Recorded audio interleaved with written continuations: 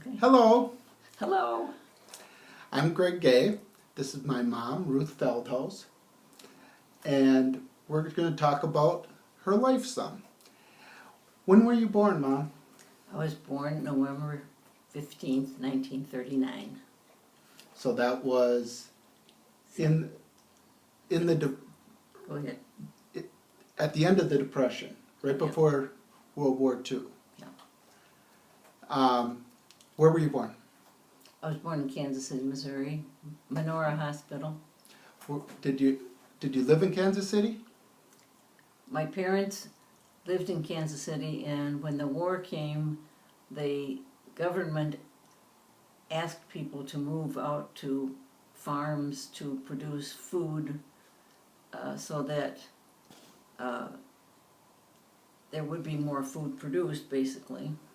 And so my parents bought this farm, and the funny thing was that Daddy didn't know anything about being on a farm. My mother had lived on a farm, so she was in charge of the farm while he was the branch manager for the Full Brush Company for the state of Missouri, I think, but I don't know if it was the whole state or not. Or just Kansas City? But his office was in Kansas City.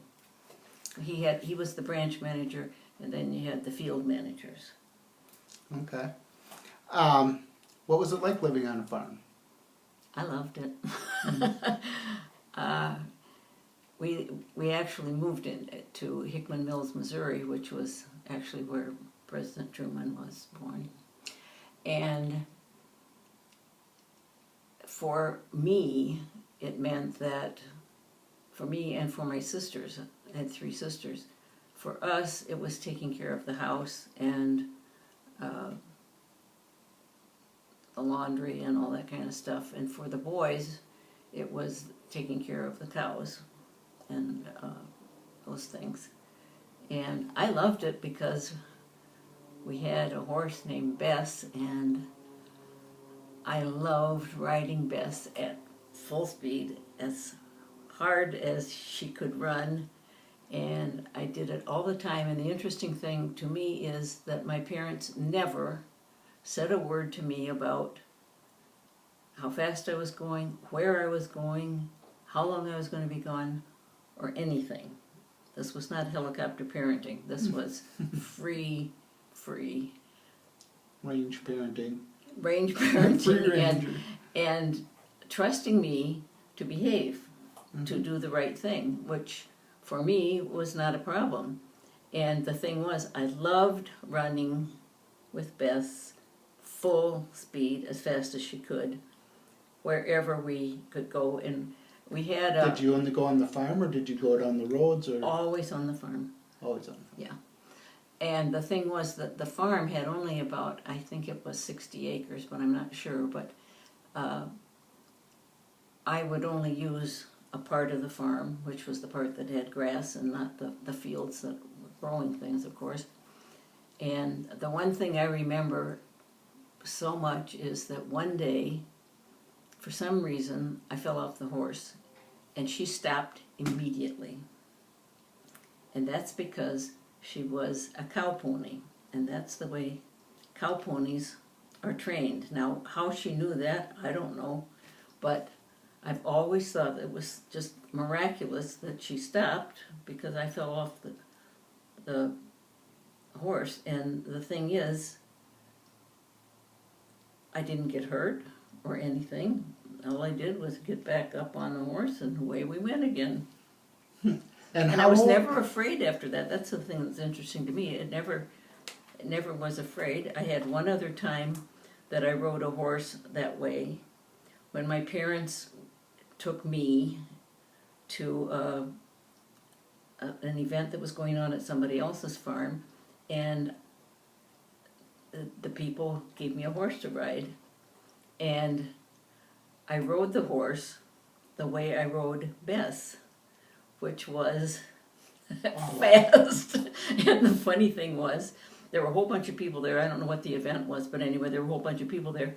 And so I was running fast with her or him, and there was a big fence, and the horse ran smack dab right into the fence. Bess wouldn't do that. She would stop. Or turn. And we only lived at the farm until I was 10 years old, so I was riding the horse for at least 3 years or more. I don't know, but the funny thing was that my parents absolutely trusted me. And the other thing to me that is so interesting is even when I rode a horse smack dab into the fence, because I thought the horse, I had the reins pulled back like you do when you're going to stop a horse, and this horse didn't mind, like Bess did. If you indicated you wanted to slow down or stop, she just did it, but not him. But the funny thing is that my parents never punished me for it or badmouthed me for doing it or anything. They just, no. Did you fall off then when you hit the fence? No, I didn't fall off. And the horse didn't ram into the fence, it just kept running.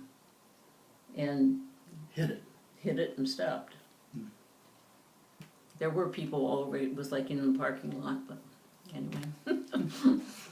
So, what was it like living on a farm? Was it a fully operational farm? It was not a fully operational farm. It was a small farm. I think it was about 60 acres, if I'm right. And we had 2 fields that were planted with, I don't know what, alfalfa for one thing. Anyway, there were these two big fields. And the with things for the cows. Yeah, for food our for farm, the cow. Our farm. It was never a farm that we sold anything. We had chickens, a lot of chickens, and the horses, which was usually 2 horses. And then one time, every year the church had this event which people came and brought things for sale to fund the church. Mm-hmm. So there would be people bringing everything from their homes or anything. And one year there was a horse that was badly injured with a cut on its leg about that big, right up in this area. And my parents took that horse home because in those days you didn't take an animal to the veterinarian. At least my parents didn't. You took it home, my parents took it home and took care of that horse very carefully until it got better. They ride it home or have a trailer? Or? They must have had a trailer. Somebody brought it home. But it wasn't that far away, maybe 5 miles at the most. But anyway, the thing that was interesting to me is it was a whole different program than it is now, because that cut was big and deep. And now probably... And that's in the muscle. In the muscle, yeah. And is that before penicillin?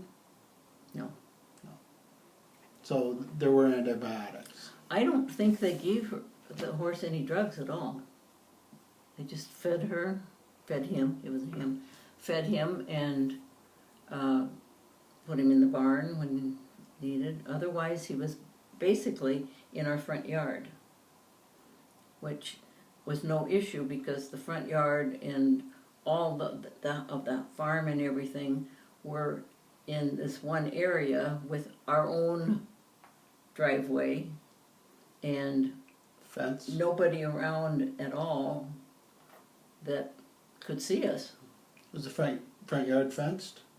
No, front yard wasn't fenced. The only thing that was fenced was the other side of that driveway was fenced, which was not our land. But it was interesting because it was simply a matter of having the farm and doing what could be done with my dad working, full time, supporting 7 kids. And the thing was that he would, we had a John Deere tractor, so he would do the mowing and sowing the fields and stuff like that. We never had anybody helping us do anything. And he learned very quickly how to take care of it because he asked other people, how do I do this?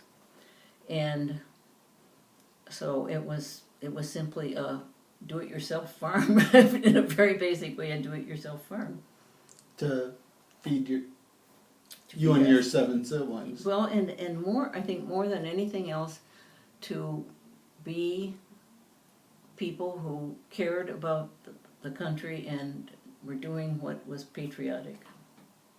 That's interesting because when I talked to Grandma and Grandpa, they didn't mention that. Yeah? They said they did that so that Grandpa could get vouchers for gasoline rationing for his salesman.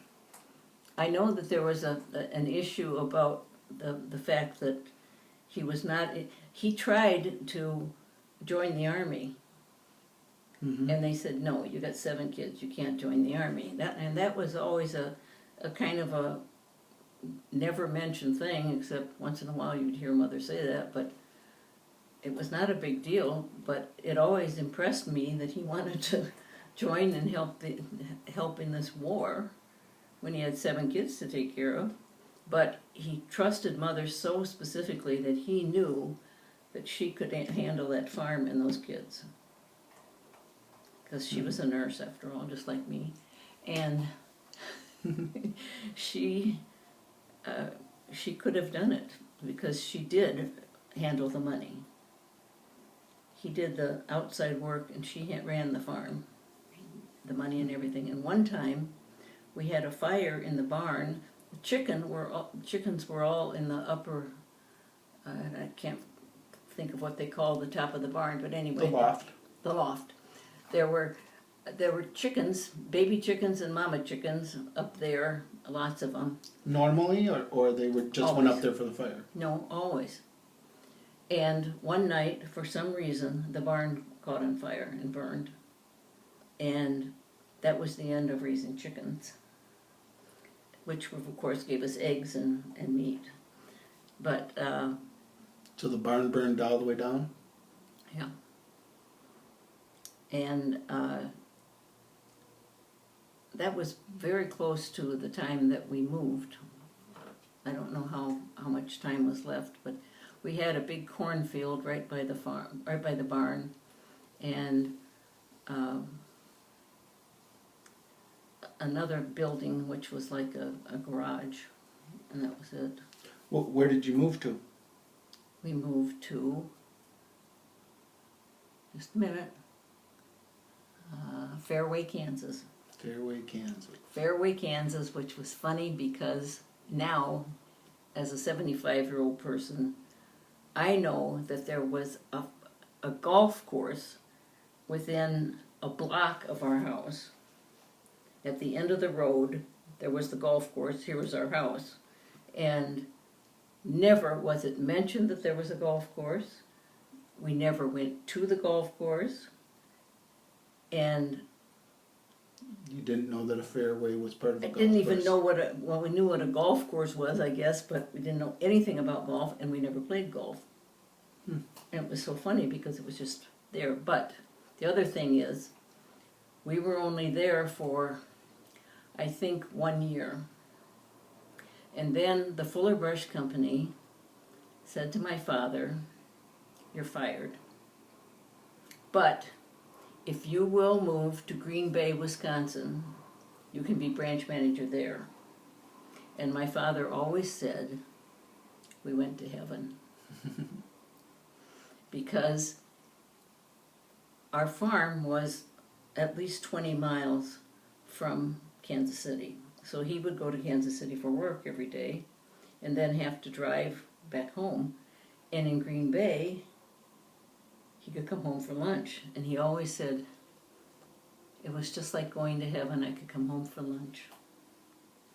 And he loved being here, and we loved being here, and we were total Packer fans immediately and all this stuff. And we lived right across the street from the priest's house and the school, but the only one who went to the school was my 2 younger sisters, because by that time I was 10 years old, and we went to St. John's, which was a different school downtown, and instead of at this school. And why it was one rather than the other, I don't know, but I loved being at St. John's. And the interesting thing was, my brother, Bob, and I were in the same grade. He was older than you. He was older than me. He was born in 1938. I was born in 1939. And in Hickman Mills, Missouri, we lived in a one-room school, basically. So that I did something, and I don't know what it was, but I skipped second grade. Mm-hmm.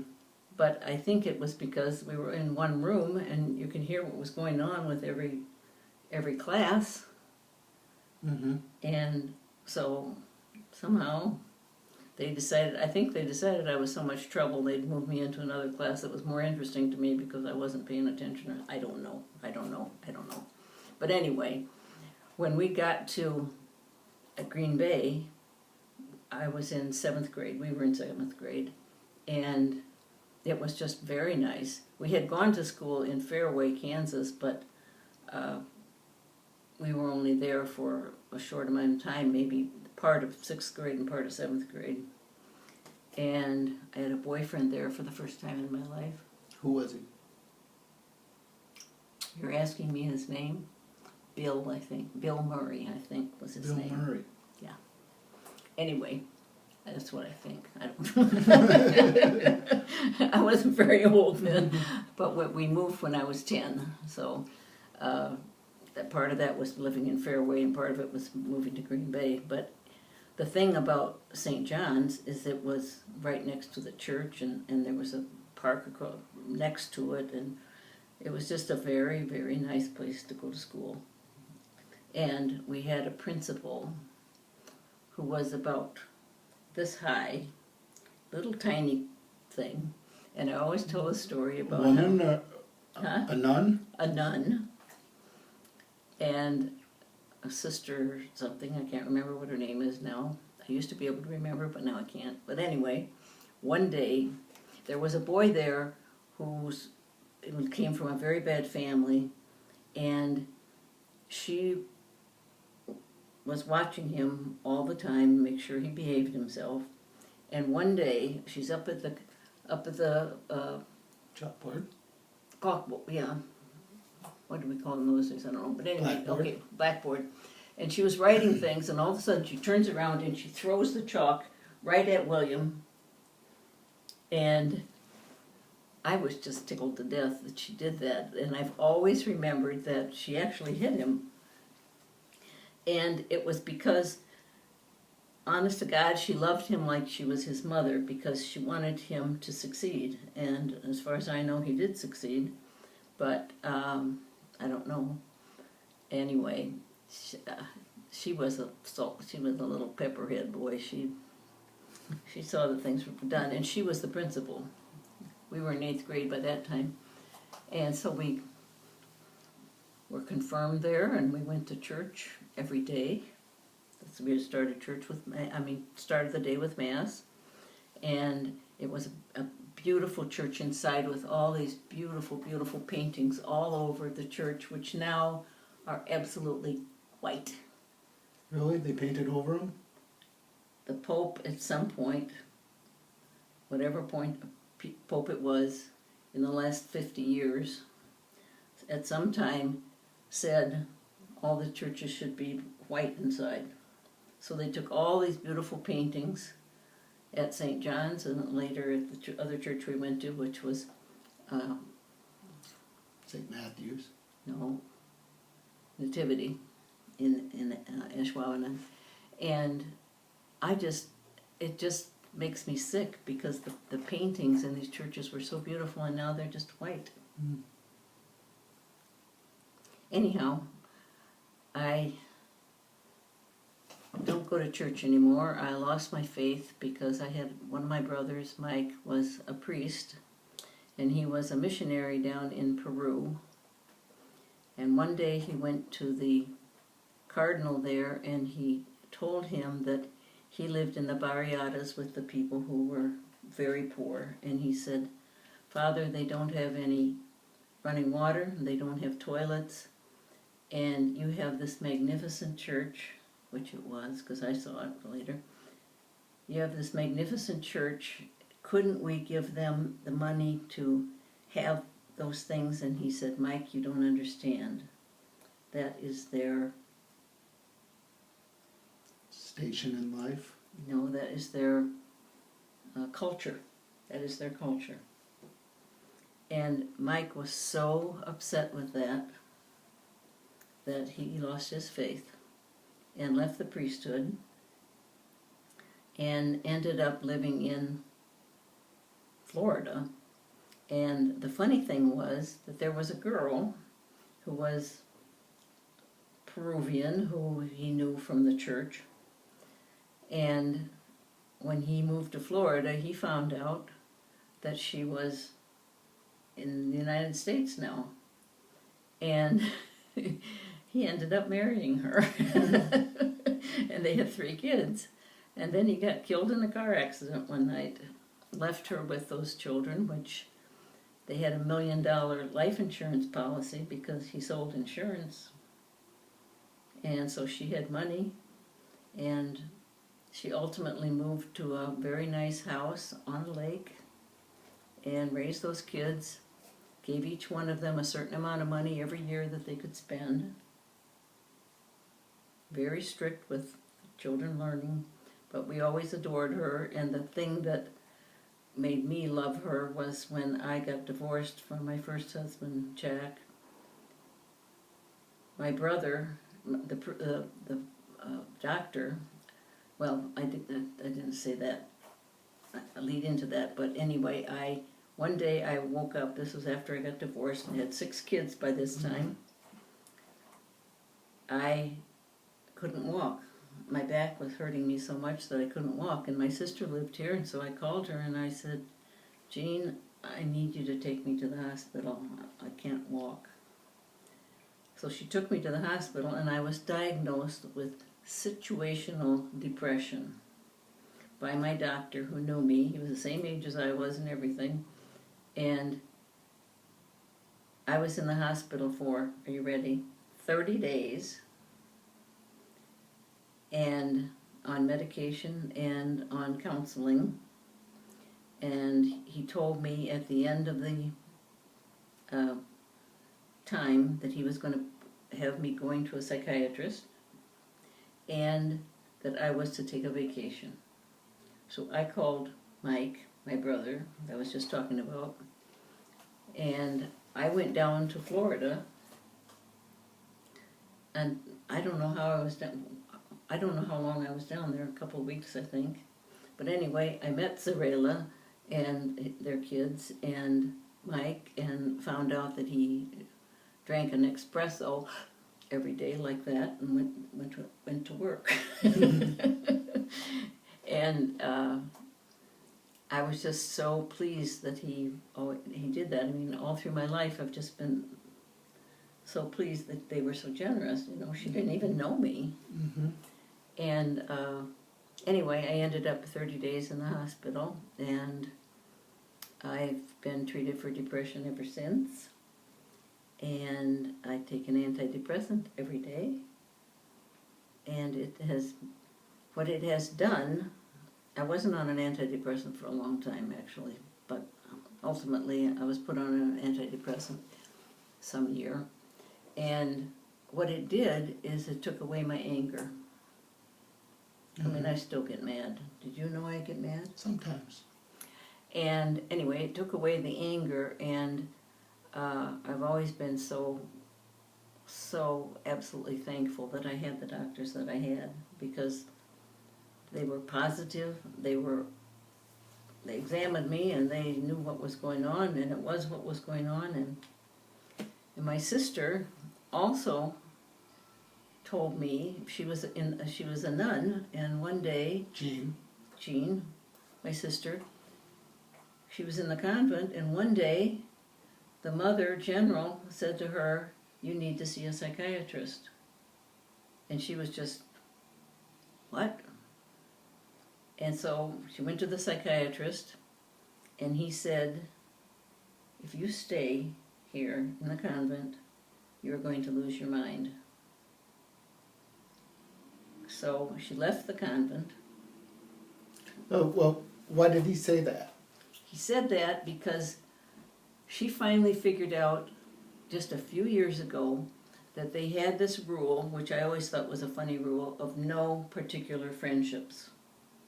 So you could be with people you didn't have anything in common with, but you couldn't even go for a walk with a friend. And she had, by that time, had figured out, this was a couple years ago, by that time had figured out that what had happened to her was that she was not able to be with people, and people were her thing. Mm-hmm. Of course, by this time, in the convent, she had gotten a degree, she had gotten a master's degree, and so she was totally prepared to be outside the convent, but she didn't know the world. Mm-hmm. So she came to Green Bay and lived with my family, with us, in the basement, in a room we made for her down there because she didn't have anything except the credentials of being a teacher. And so she went to work at Northeast Wisconsin Technical Institute, which is what it was called in those days. Mm-hmm. And Which is where Dad worked. Huh? Which is where Dad worked. Mm-hmm. But he wasn't working there at that time, of course. He was working at Central Catholic High School, no, Premontory High School.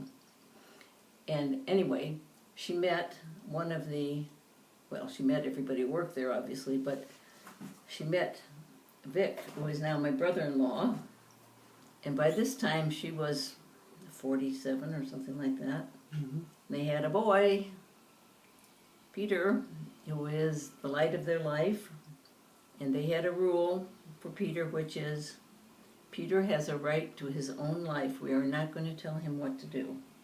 So when he was 16 years old, he wanted to go to Germany, Mm-hmm. and they fixed it up so that he could go to school in Germany for a year. Neat. All by himself. And you had kind of that adventure too, in a sense. Sort of when I was in college. Yeah. But that one child has been just the light of their life. He's a wonderful kid. He lives in Hollywood now. He's in the film industry, and he's got kids and all this stuff. And my sister has lived in Arizona for a long, long time, and that's not that far from Hollywood. So they go over to Hollywood to visit, and Peter and his wife and kids come to their house to visit. But now they live in a assisted living place. They sold their house because they wanted to, but also because there are people there. And like I said, that was about the point, whenever that was, that they moved, which was years ago. She found out that this is what they wanted. Mm-hmm. They're in a place which costs a lot of money, but they have the meals fixed. They have their own room. Vic is in charge of helping people hang any pictures they want, or any other of those kind of little jobs that people might want him to help with, which he absolutely loves. And they have activities and all this kind of stuff, which Mm-hmm. also treats that depression that she figured out that she had from not being around people. She's a people person. Mm-hmm. And so anyway, where were we? Well, let's stop there for now. Okay.